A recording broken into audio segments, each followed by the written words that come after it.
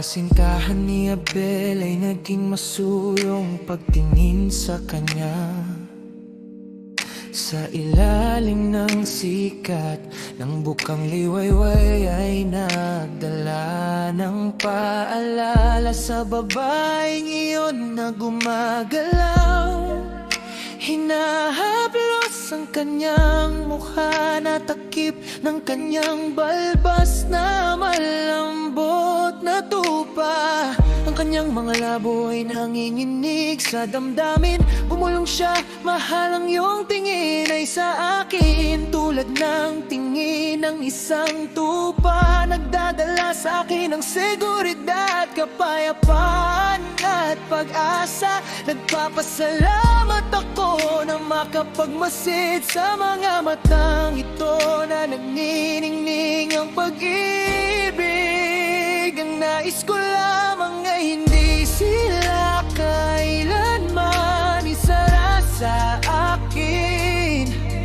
Nabighani si Abel sa kanyang kasintahan matapos marinig ang kanyang mga salita ng pagmamahal at tumugon ng may ngiti.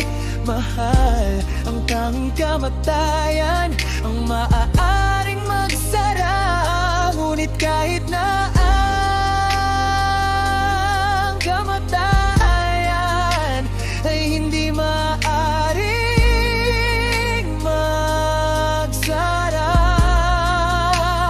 magpakailanman.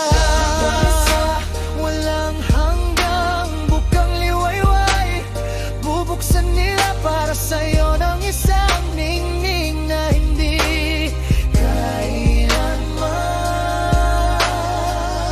Mahalos ng aninong ito, sinabi ni Abel ang mga salitang ito. Nang marinig ang mga yapakay, narinig ni Cain na pumayag si Abel ng pusa. Habang papalapit sa kawan, tinanong ni Abel ang kanyang kapatid na naghintay doon, habang kumuha ng isang matabang tupa para sa iyong altar. Nang hindi marinig ang sagot ni Cain, tumingin si Abel sa likod at nagulat na makita na ang mukha ni Cain ay nagulumihanan at ang kanyang mga mata ay hindi nagpahayag ng pasasalamat. Ngunit galit gumaling si Abel sa kanya, tinanong niya kung bakit siya malungkot.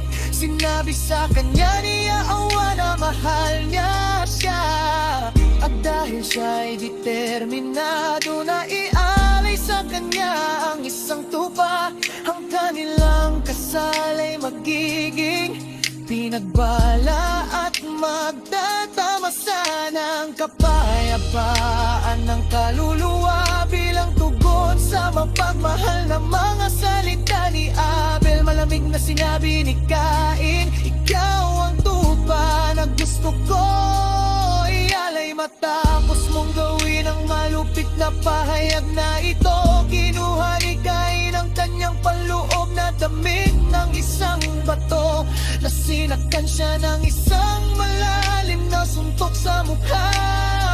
Kaagad na bumuhos ang dugo tulad ng isang tupa na nagiging.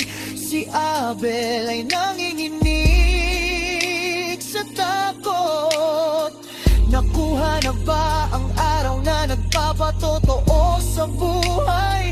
Habang nagtatanong ng may isang mungol, naramdaman ang isa pang suntok na ang karahasan sa kanyang ibinagsak sa lupa. Sa kanyang isip na nagulat sa kalungkutan, sa isang huling pagsisikap ng kanyang budhi, tandaan ng mga iyon, nakipagpalitan ng mga pangako ng pag-ibig sa madaling araw. Nagsasalita sa kanyang pagkamatay, tila naririnig niya ang kanyang minamahal na sabihin sa iyo ang mga labi na nanginginig sa damdamin.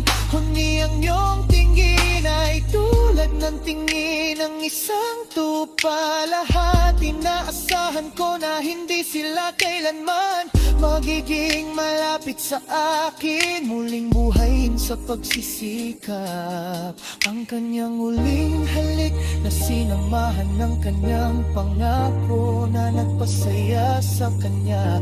Ang kamatayan lamang ang maaaring magsara, ngunit kahit na siya ay hindi maaaring magsara ng mga ito magpakailanman. Mula noong madaling araw ng walang hanggang araw, bubuksan nila para sa iyo ng isang ningning na hindi kailanman manalis. Ng aninong ito, tandaan magtapos ang sumpa ng pag-ibig na ito. Nanalo si Abel sa pamamagitan ng isang nakamamatay na suntok. Sumisid sa kadiliman, walang malay, sigurado na sa lalong madaling panahon ang aninong ito ay pagbabawal mula sa kanilang mga mata. Sa araw ng pagkabuhay na maguli, huminto lamang si Cain sa pagsuntok sa kanyang kapatid, matapos matiyak na siya ay talagang walang buhay. Pagkatapos ay kinalagkat siya sa kagubatan, iniwan siya doong natakpan ng dahon ng damo. Bumalik sa kanyang tahanan, ipinakita ni Cain sa kanyang kasamang mga batik ng dugo sa kanyang mga kamay. At sinabi niyang sinagot niyang banal na kahilalan na nag-aalay ng isang tupa ngayon ay malaya nang sumali sa pagpapala ng walang hanggan na daig ng makamundong pagnanasa. Pagkatapos ay sumali sa ningning ng araw na iyon ay hindi sumikat para sa abe. Ang araw ay nagkulay ng awat tanaw sa kanyang afterglow. Naalala ni Cain ang kanyang krimen, biglang tumayo at sinabi sa kanyang kasintahan na sa kanyang sakripisyo ipinangako niya ang walang hangganang ilaw ang kanilang mga bulaklak at prutas bilang isang handog ng pasasalamat para sa pagpapala